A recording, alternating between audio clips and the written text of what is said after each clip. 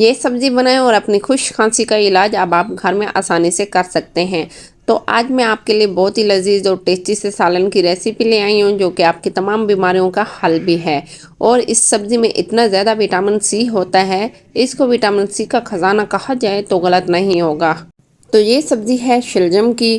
اکثر لوگوں کو یہ سبزی بالکل بھی پسند نہیں آتی، لیکن اگر آپ ایک دفعہ میرے طریقے سے بنائیں گے نا شلجم کی سبزی، تو میں یقین سے کہہ سکتی ہوں کہ آپ اس کو بار بار بنانے پر مجبور ہوں گے۔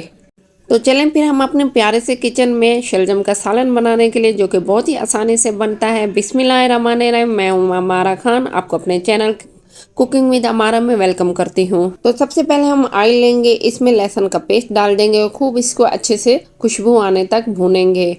ماشاءاللہ سے بہت اچھی سی اس کی خوشبو آ رہی ہے، اور اسی طرح سے 1 سے 2 منٹ میں بہت ہی زبردست سا اور درمیانی آنچ میں یہ خوشبو آ جائے گی اس کی۔ اس کے ساتھ ہی ہم 2 پیاز ڈال دیں گے اور اس کو درمیانی آنچ پہ پکاتے جائیں گے، خوب اس کی بھونائی کریں گے۔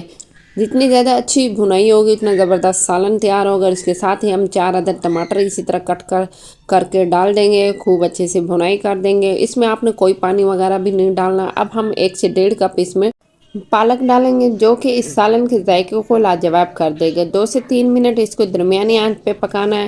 شلجم ایسی سبزی ہے جو کہ کچی بھی کھائی جاتی ہے، گوشت کے ساتھ بھی پکائی جاتی ہے، اور تو اور اس کو سلاد کے طور بھی استعمال کیا جاتا ہے۔ یہ دیکھیں ماشاءاللہ اس میں ہم نے کوئی بھی پانی نہیں ڈالا، اس پالک اور ٹماٹر کا پانی اچھے سے نکل آیا ہے۔ اس کے ساتھ ہی اب ہم شلجم ڈالیں گے۔ شلجم کو آپ نے پہلے سے کٹ کر کے واش کر کے چھلکے اتار کے آپ نے اسی طرح سے کٹ کر لینے ہیں، زیادہ آپ نے چھوٹے پیسز نہیں ڈالنے۔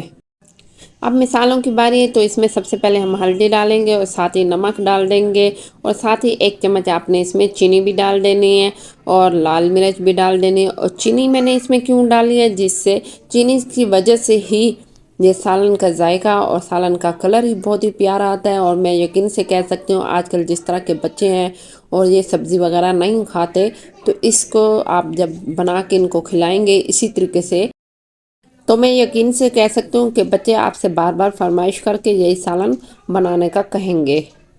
ہمارے علاقے میں اور ہماری زبان میں اس کو گھنگلو بھی کہا جاتا ہے۔ آپ کے علاقے میں اور آپ کے زبان میں یہ کیا کہا جاتا ہے شلجم کو؟ اب ہم سب سے مین چیز اس میں ڈالیں گے بوائل چکن، اور اسی طرح ریشے ریشے کر کے آپ نے ڈالنا ہے۔ کوشش یہ کیجیے گا آپ بون لیس چکن استعمال کریں تو بہت ہی زبردست لگے گا، اور بچوں کو تو بہت ہی پسند آئے گا اور بچے اس کو کھا جائیں گے۔ اور اس کے ساتھ ہی میں نے 1 کپ اس میں یخنی ڈالی، جس میں ہم نے چکن کو بوائل کیا تھا، وہ پانی میں نے ضائع نہیں کیا، وہ اسی کے اندر ہی ڈال دیا۔ اب ہم اس کو خوب پکائیں گے اور درمیانی آنچ پہ آپ نے اس کو پکاتے جانا ہے۔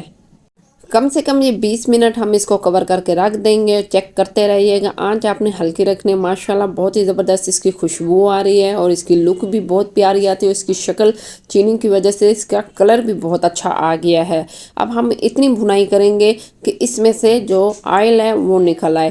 آپ نے سالن کو جلدی جلدی نہیں پکانا، آرام سے تسلی سے اس کو پکانا ہے، اور اسی طرح چمچ ہلاتے جائیں اور شلجم کو میش کرتے جائیں۔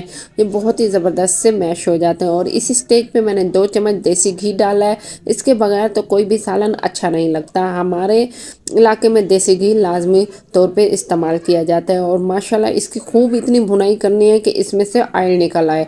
ماشاءاللہ الحمدللہ۔ اب ہم اس میں ڈالیں گے سبز دھنیا اور سبز مرچ، کٹی ہوئی بھی اور ثابت بھی، چونکہ یہ بہت ہی زبردست لذیذ لگتا ہے۔ ماشاءاللہ الحمدللہ بہت ہی لذیذ اور ٹیسٹی سا شلجم کا سالن تیار ہو گیا ہے، اور یہ آپ ایک دفعہ کھائیں گے تو آپ کو بار بار بنانے میں مزہ آئے گا۔